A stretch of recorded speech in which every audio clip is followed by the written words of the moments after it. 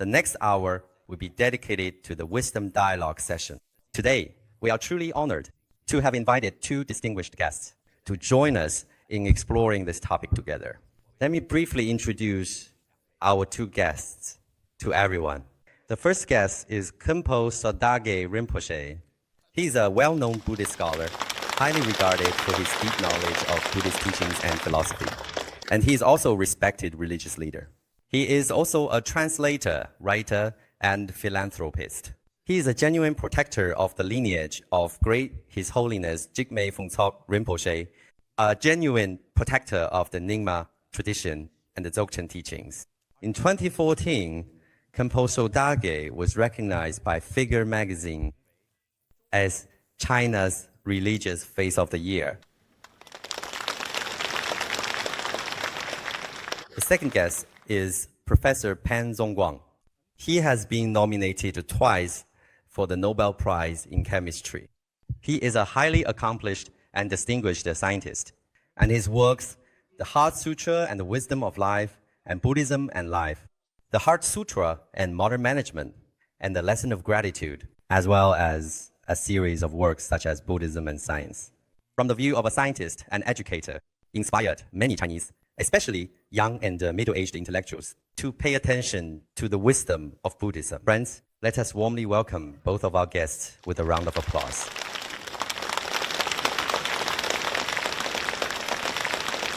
I believe this segment and moment is what everyone has been anticipating.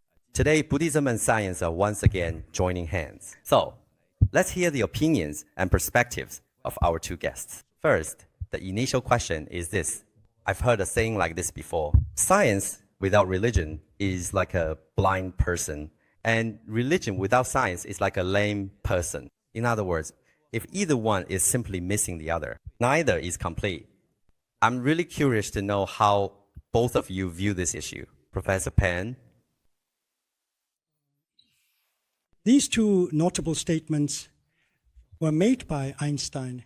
He said that science and religion, these two significant and complex domains of human thought and experience. Science, in essence, is about what things are essentially. Religion, at its heart, is about what things truly ought to be. Science fundamentally relies on theory and experiment to verify laws governing the changes of things in time and space, whereas religion advocates how people should live their lives by providing moral and spiritual guidance, setting forth principles, a moral direction that guides our actions.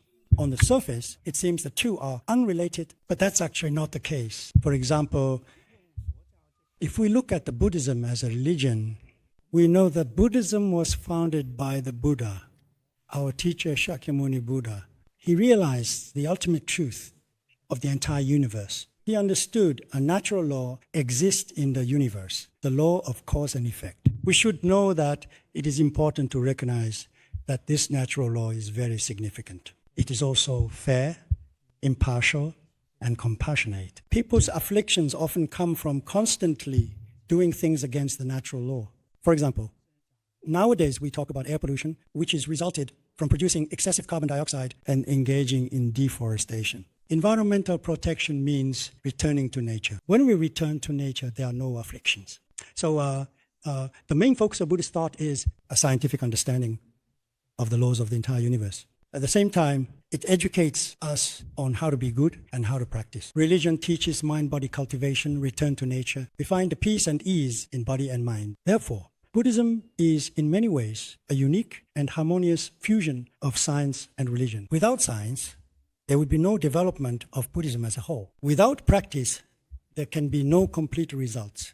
So the relationship between the two is mutually supportive. Khenpo Rinpoche, what is your view on this?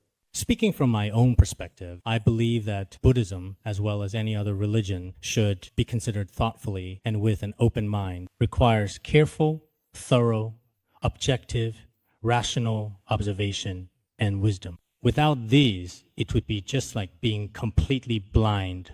It would be extremely challenging that the value of Buddhism be reflected in the human society. Therefore, in essence, any religion needs this kind of careful, thorough, and detailed scientific observation and must be able to withstand scientific scrutiny. If it cannot withstand that, it can't stand up to real-world theories, then that religion may not develop quite well, as it could have difficulty in attracting new followers or maintaining influence over a long time. Any science, in fact, also needs the concepts and wisdom found in religion, because if science lacks a genuine and unwavering attitude of peace and deep compassion toward humanity, then truly, or a profound and unwavering sense of responsibility and stewardship for all life in the world, then it is very possible that such science could bring harm to humanity. Just like some of the things we actually see today, including atomic bombs. If these fall into the hands of those without conscience, those people without compassion, then the whole world faces a dangerous situation. So we believe that in Buddhism, wisdom and compassion are truly emphasized as core values. In fact, as for compassion, scientists also need compassion in their work. Otherwise, it can be very dangerous. As for wisdom, religions also need wisdom. If there is little wisdom, then that religion is merely a belief, and it may turn into superstition over time. Religion requires wisdom, and science also needs to be guided by compassion. In this way, we can reach a higher state. Can we understand it this way? In other words, that Buddhism is a science of the mind. Is it correct to think of it like this? I think Buddhism can indeed be considered a science of the mind because it carefully examines the nature of consciousness. But in fact, actually, in Buddhism, as stated in the Heart Sutra, no eyes, ears, nose, tongue, body, or mind, no form, sound, smell, taste, touch, or phenomena. In the ultimate level, all six senses or all phenomena perceived by the five senses don't exist. At that point, even what we call the mind has already been transcended. Therefore, to a certain extent, it can be said that Buddhism is a science that objectively observes material phenomena as they appear in the world around us. But perhaps science can at most reach the fifth and sixth consciousnesses. Regarding the seventh or even eighth consciousnesses, so far, the scientific methods of observation may encounter certain difficulties. So, as we say, everyone has a kind of supernatural and transcendent discovery. But this discovery may need to be realized in practice through religion. So does that mean in this process, because each person is different, will the amount of time he actually needs be different, or will it stay the same? Well, yes, of course, certainly. Professor Pan, what is your view on this? I think the scope of Buddhist studies is extremely broad, including aspects of the mind and spirit. So we hope, through the law of cause and effect, to understand and further perfect our minds. The mind works like this. Now, modern science is delving deeper and more thoroughly into the study of the mind. And from the perspective of quantum mechanics, as we know, everyone's ideology regarding this topic can interfere with the environment around us and affect our world. It truly does have an impact. So nowadays, people say consciousness is unquestionably the most fundamental element of our cognition and understanding.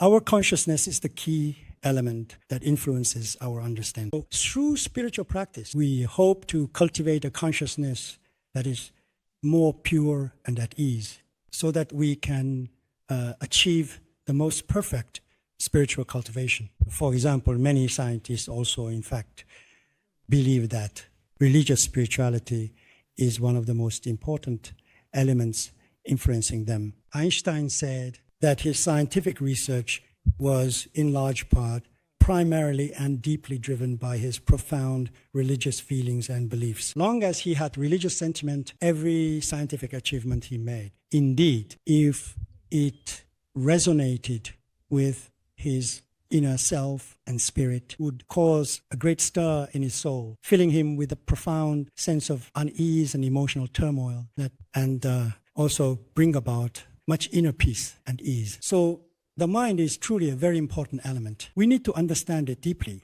And this cannot be separated from our ideology. And our ideology is the most important factor shaping our cognition. All interconnected. Is this a resonance? Yes, it is.